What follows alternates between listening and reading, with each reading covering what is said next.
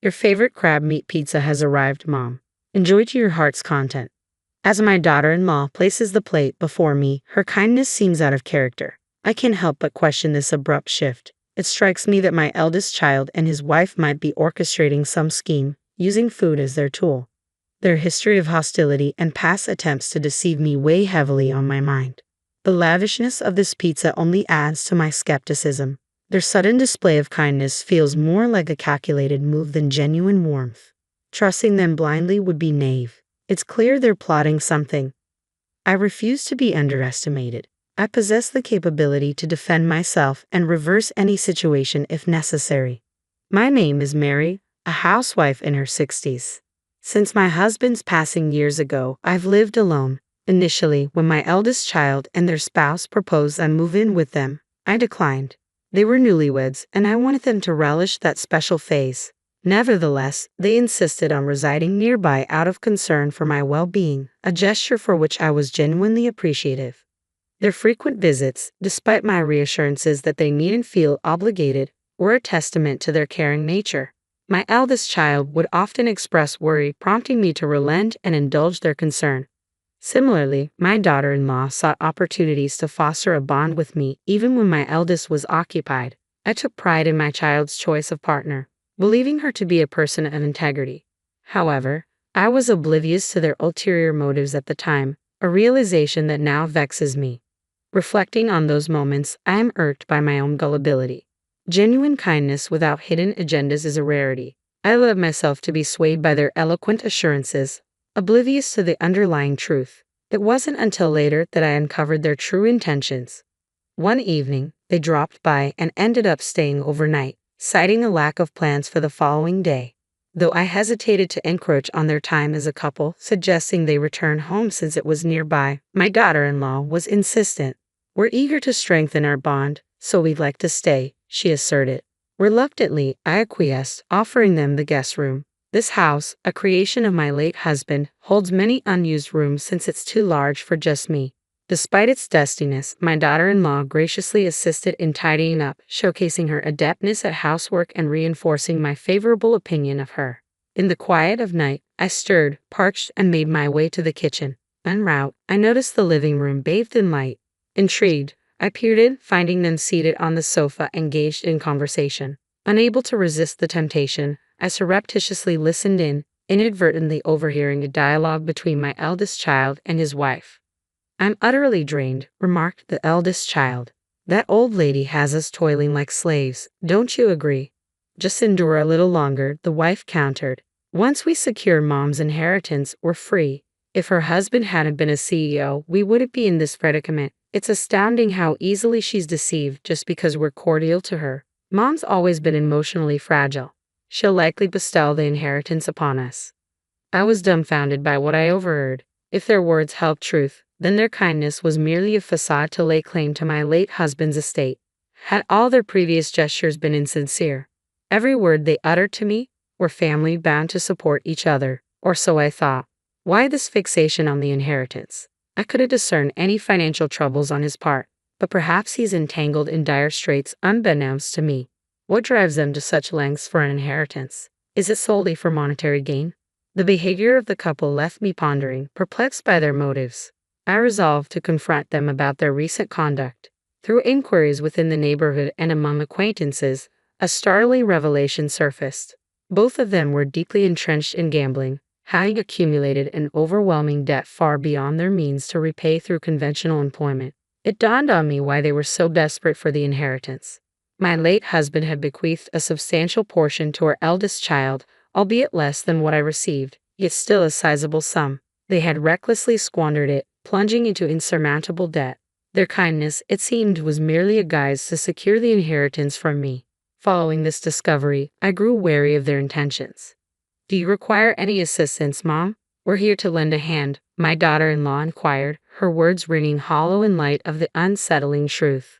"Your favorite crab meat pizza is here," my daughter-in-law announced cheerfully as she placed the plate before me. "Mom, eat as much as you want." Her sudden kindness struck me as odd. I couldn't help but question this abrupt change. Suspicions gnawed at me. It seemed my eldest child and his wife were orchestrating something, perhaps using food as a guise.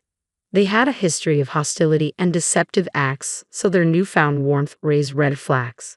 It was clear to me that something wasn't right with this extravagant pizza. Their niceness felt contrived, and I couldn't shake the feeling that they were up to something. I refused to be underestimated.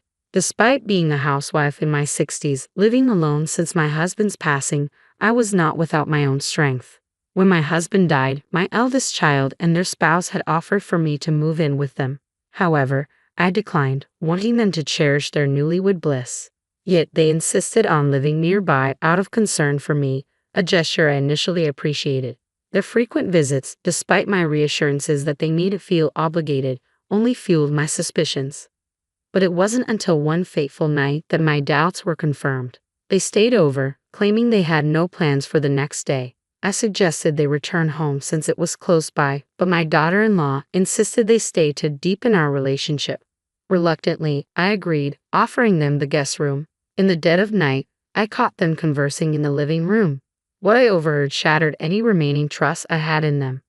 They spoke callously about me, about their plans to secure my late husband's inheritance. They had squandered their own fortune on gambling debts, leaving them desperate for money.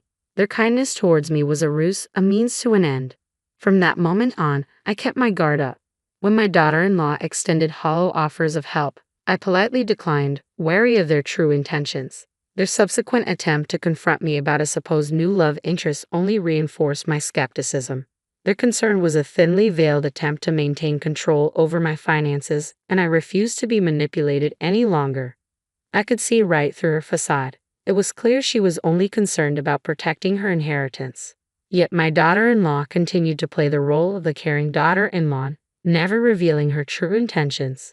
That's acceptable for now, I thought.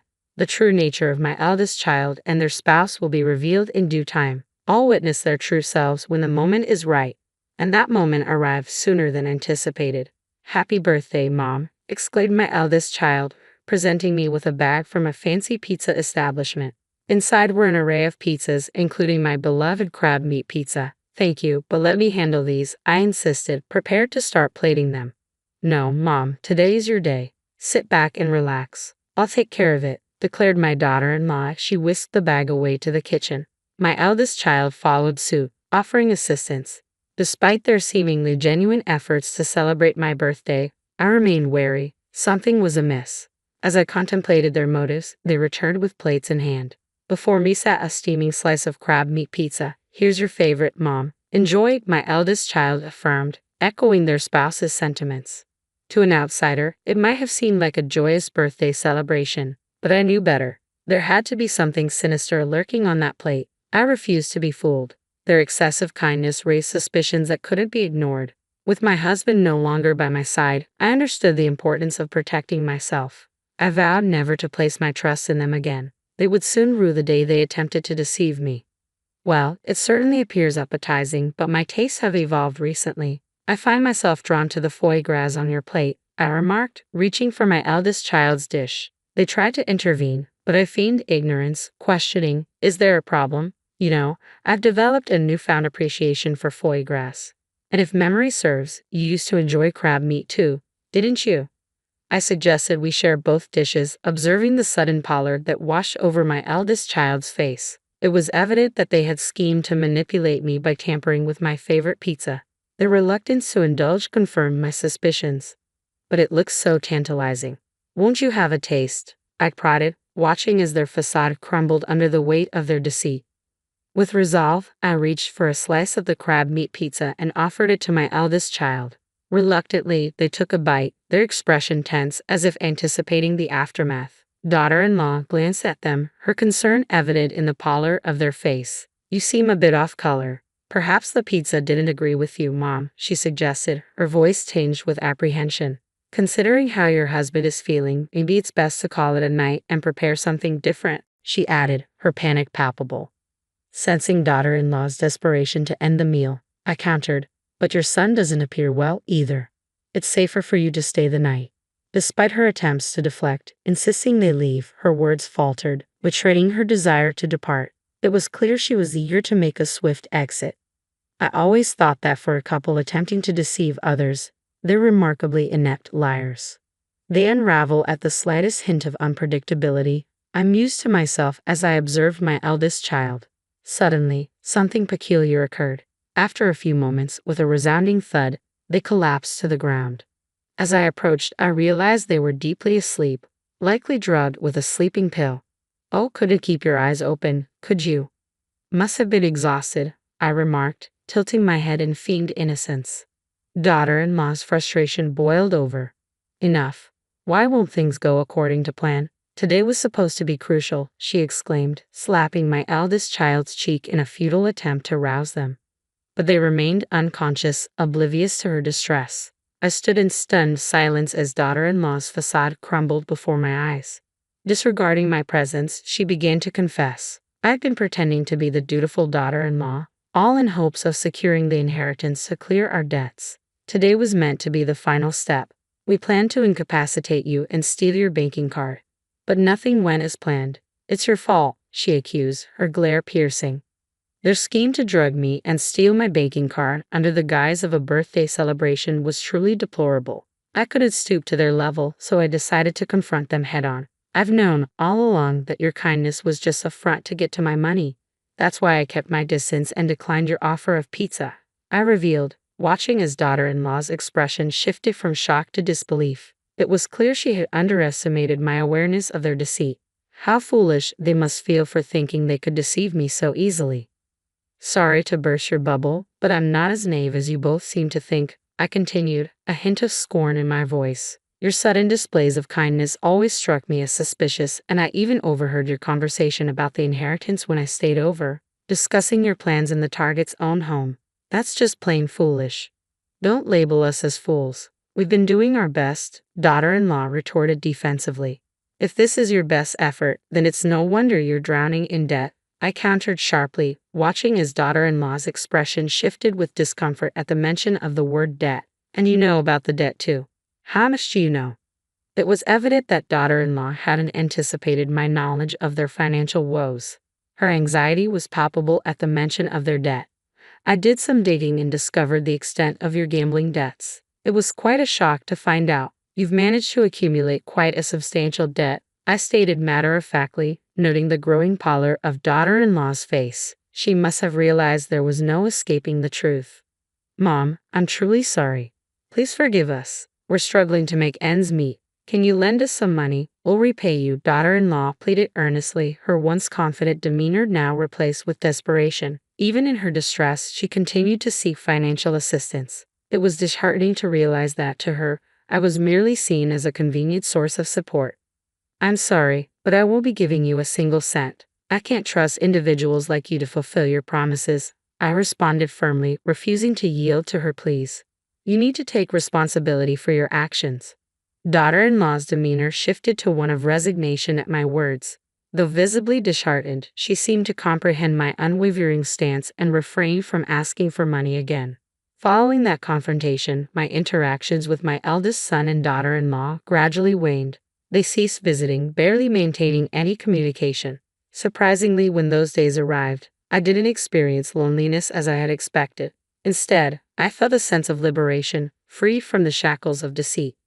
Eventually, my eldest child and daughter-in-law relocated. According to neighbors, they were escorted away by dubious individuals, likely unable to settle their debts and forced to flee to a distant state.